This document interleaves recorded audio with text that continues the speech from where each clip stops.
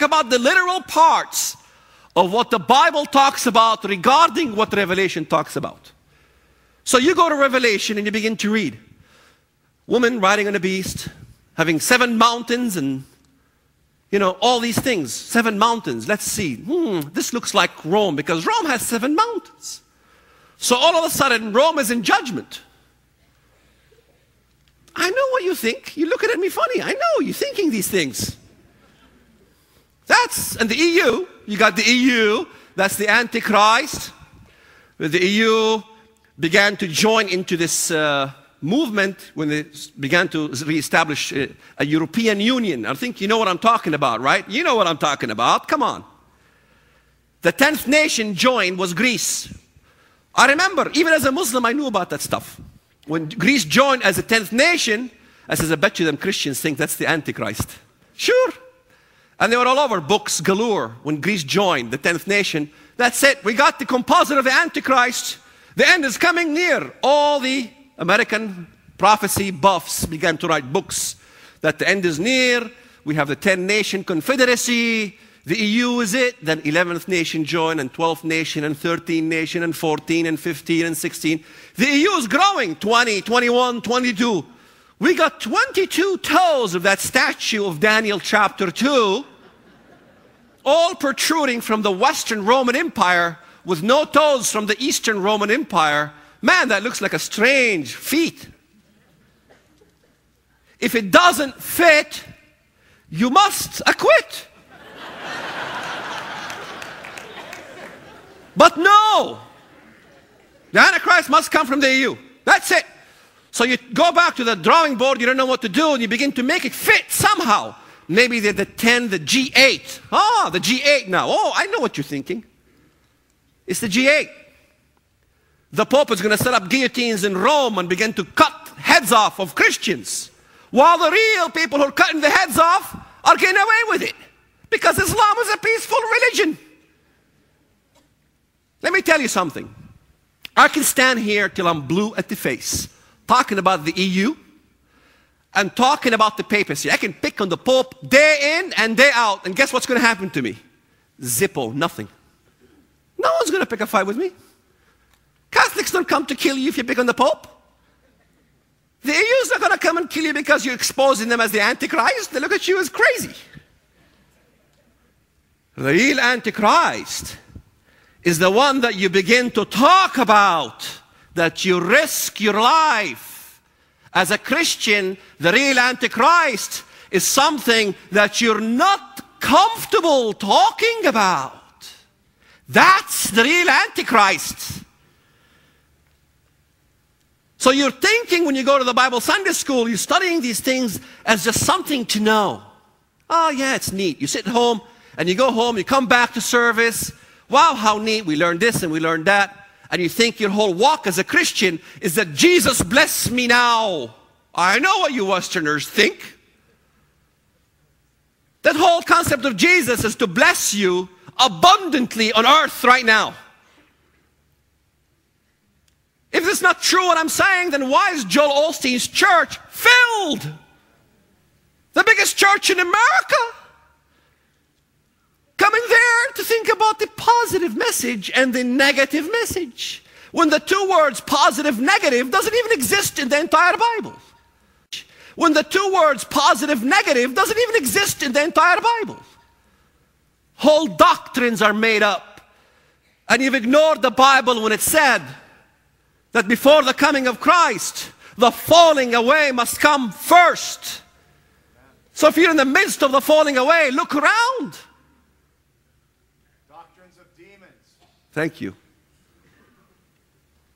Christ said, I send you as sheep amongst wolves.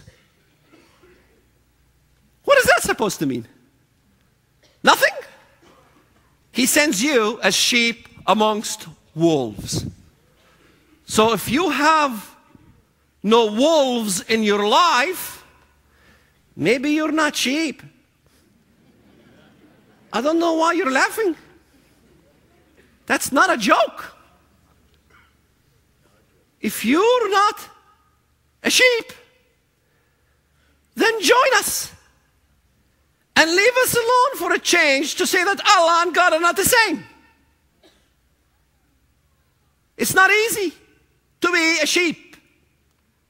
Christ also said, be as wise as a serpent and as innocent as doves. Now, I could never work on my dove part. I try hard, but I'm part of the bad people. I don't think I'm good. But I know all about serpentine wisdom because I've lived it and I've seen it. I saw how my father treated my mother. I saw how in Islam they treat women. Antichrist, after all, he says it doesn't desire women. Is that what you Westerners think? Antichrist is a homosexual, you know? He's one of those. Because it says in the text, he doesn't desire women. Where did you come with such a strange concept? The world's going to elect a homosexual? Antichrist is not one of those. It says he doesn't desire, he doesn't honor the desire of women. Excuse me, women, what's your desire? He doesn't honor them. Whatever your desire is as a woman, anything, he doesn't honor it. He don't give a darn about women. Can it be any clearer? Why can't the text just say what the text is saying instead of you putting words in the text? He will attempt to change times and laws. Well, what is Islam? Well, it's a religion. No.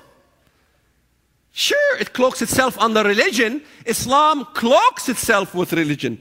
But Islam is Sharia law. Look it up. Sharia law.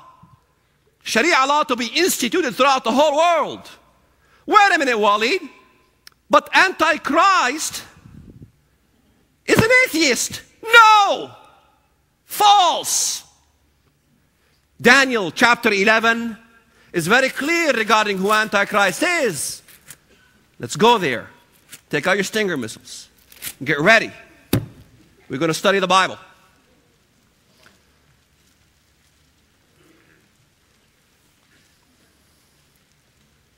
Look at verse 37.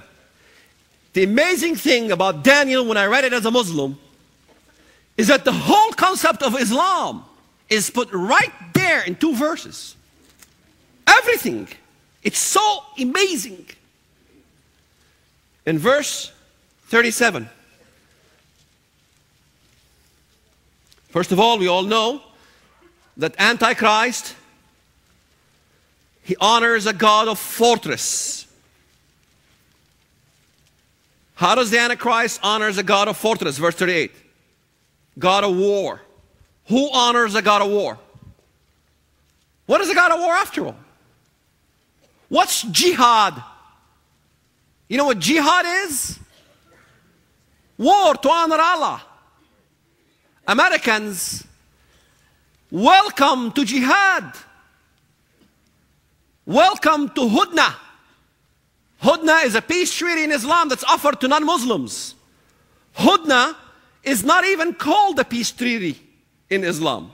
It's called ceasefire treaty. Do you know in Islam there's no such thing as peace treaty? It doesn't exist. Why?